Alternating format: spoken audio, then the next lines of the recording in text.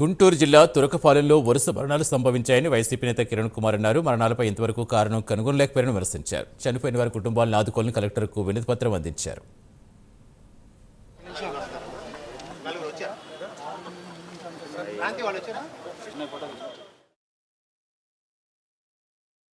ఐదు నెలల క్రితమే ఈ యొక్క వర్ష మరణాల గురించి కానీ అక్కడ వాటర్ కంటామినేషన్ అవ్వచ్చు, ఇంకోటి అవ్వచ్చు, రకరకాల కారణాల వల్ల మనుషులు చనిపోతున్నారు. ఆ విషయం మేము ఒక ఐదు నెలల క్రితమే కలెక్టర్ గారికి ఇక్కడ రిప్రజెంటేషన్ ఇవ్వడం జరిగింది.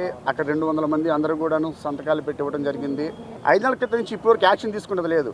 ఒక 3 వారాల క్రితం ఒక వ్యక్తి పల్లెలో మరణిస్తే అక్కడ వెళ్ళినప్పుడు వాళ్ళందరూ చెప్పింది ఒక మాట, అన్న ఇక్కడ పరిస్థితి అసలు ఏం బాగాలేదు, అందరూ చనిపోతున్నారు. దగ్గర 2 నెలల వ్యవధిలోనే మొత్తం ఒక 30 మంది వరకు చనిపోవడం జరిగింది. మనుషులు అనుకోకుండా చనిపోతారు. దీనికంటూ ఒక మెడిసిన్స్ అంటే ప్రాపర్గా లేవు.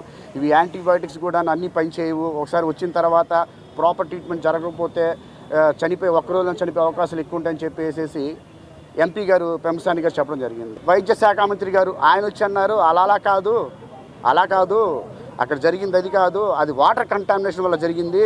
అయ్యా మేము అడిగేది ఏంటంటే అసలు మీరు ఏది నిర్ధారించాలనుకుంటున్నారు? అది వాటర్ కంటామినేషన్ ద్వారా జరిగిందా, కల్తీ ఇప్పుడు మీరు అమ్ముతున్నటువంటి కల్తీ మందు వల్ల జరుగుతుందా? ఒక 3 వారాలు